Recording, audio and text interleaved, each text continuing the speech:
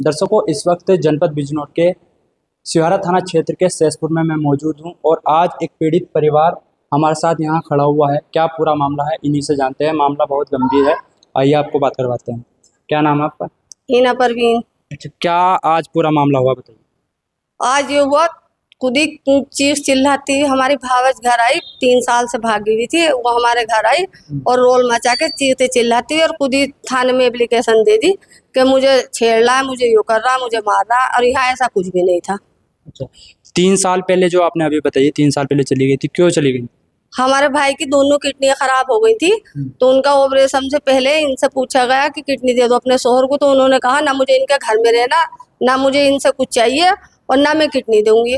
तो सन 2023 में मैंने अपने भाई को किडनी दे दी और ये 3 साल के बाद आके अब हम पे दबाव बना रहे। हमें सन 2024 में इन्हें धमकी दी, हमें नेताओं को लाई, बीजेपी के नेता हैं एक माली, उसे लाई, एक और है इनका भाई, उसे लाई, शहजाद को लाई और हमें धमकी दे रहा है कि हम तुम्हें फंसा देंगे और उनने कहा मैं बलात्कार का इल्जाम भी लगा दूंगी। तो हमने सन 2024 में हमारे पापा ने एप्लीकेशन लगा दी थी कोर्ट में। अच्छा, बिजनौर जाके, क्योंकि मेरे बच्चों को ऐसे ऐसे फंसा रहे और उसने वही करा। तो ये जो आपके भाई है जिनकी डेथ हो गई थी, जिनको आपने किडनी दी थी, उनकी दूसरी पत्नी थी? जी, दूसरी पत्नी थी, पहली पत्नी मर चुकी थी। अच्छा, तो आज क्या हुआ है?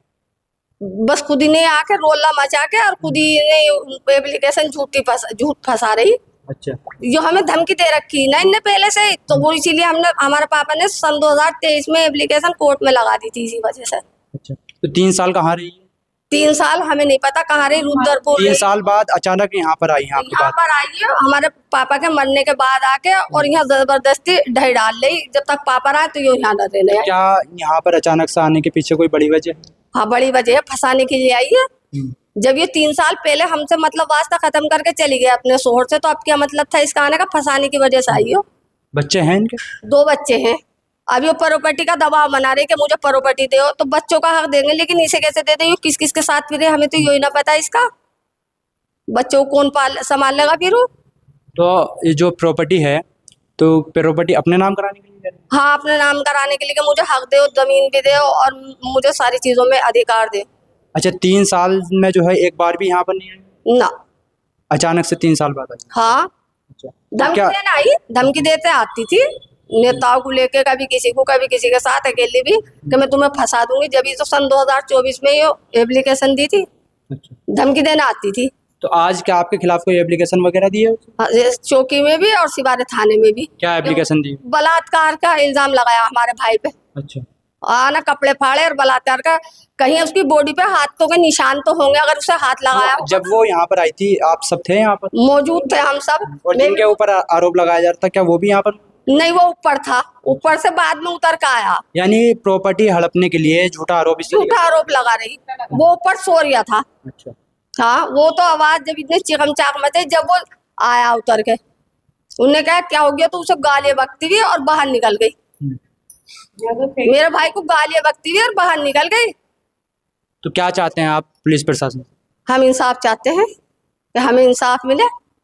जो औरत 3 साल पहले भाग गई, अब वो काय की प्रॉपर्टी मांग रही, उसके बच्चों का अधिकार है, उसकी शादी वादी, वो सब हमारी जिम्मेदारी। जैसे आपने बताया कि रेप का केस लगाने की जो यहाँ पे धमकी दी गई थी, तो आपने 2024 में एप्लीकेशन कहाँ पर दी? बिजनौर कोर्ट में। अच्छा, यानी आपने 2024 में जो एप्लीकेशन दी थी, आज वो सच होता हुआ दिखाई दे रहा है? हाँ, वो सच होता हुआ दिखाई दे रहा।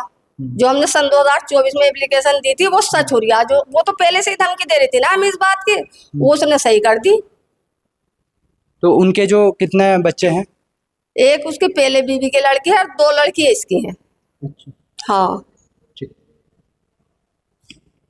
दर्शकों, आप देख सकते हैं मामला बहुत गंभीर है। और जैसे कि इन्होंने बताया, जो मृतक हैं ये उनकी बड़ी बहन है जिन्होंने उनको किडनी दी थी। हालांकि उनकी जान नहीं बच पाई। और जो उनकी पहली पत्नी थी, उनसे एक बेटी है, और जो ये बाद में जिस महिला के द्वारा ये आरोप लगाए जा रहे हैं, उनकी 2 बेटियां हैं।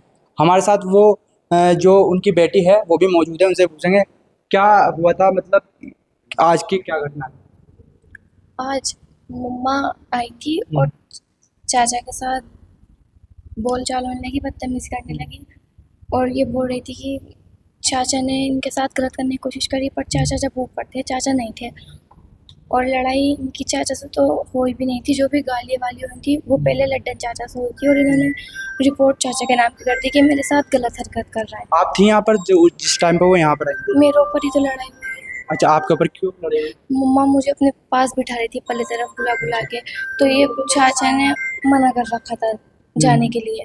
तो चाचा आके बोले कि इसे क्यों बिठा रही हो अपने पास, तो उन्हें हाँ मैं बिठाऊंगी, कोई नहीं रोक सकता। चाचा को गुस्सा आया, इनमें गालियाँ वालियाँ चलने लगी, तो बस मम्मा ने ये कह दिया कि मेरे साथ ज़बरदस्ती। अच्छा, मतलब जो ये आरोप आज लगाए गए हैं ये झूठ है सब? हाँ झूठ है। अच्छा, तो आपकी मम्मा जैसे कि अभी उनकी बड़ी बहन ने बताया कि 3 साल बाद यहाँ आई थी, ये सच बात है? 3 साल हाँ बाद? मम्मा चली गई थी 3 साल बाद है। अच्छा, 3 साल में एक बार भी यहाँ पर नहीं आई, ना आपके बारे में कभी पूछा? नहीं कभी नहीं। कोई नहीं। दर्शकों, आप देख सकते हैं ये जो मृतक हैं उनकी पहली बेटी हैं जिन्होंने यहाँ पर पूरी हकीकत बताई है। वो कहीं ना कहीं यहाँ पर प्रॉपर्टी हड़पने के लिए वो दबाव बनाया जा रहा था। आज यहाँ पर सिवारा थाने में एप्लीकेशन दी गई है ताकि जो ये इनके भाई हैं उन पर दबाव बनाया जाए और प्रॉपर्टी जो है अपने नाम की जाए। मेरी भी पुलिस प्रशासन से यही अपील है, इस मामले की निष्पक्ष जाँच करके इनको जो आरोपी हैं उनके खिलाफ सख्त कार्रवाई की जाए और जो इस तरह की महिला है उस पर भी सख्त एक्शन लिया जाए। बिजनौर क्राइम न्यूज़ के लिए सोहेल इदरीसी।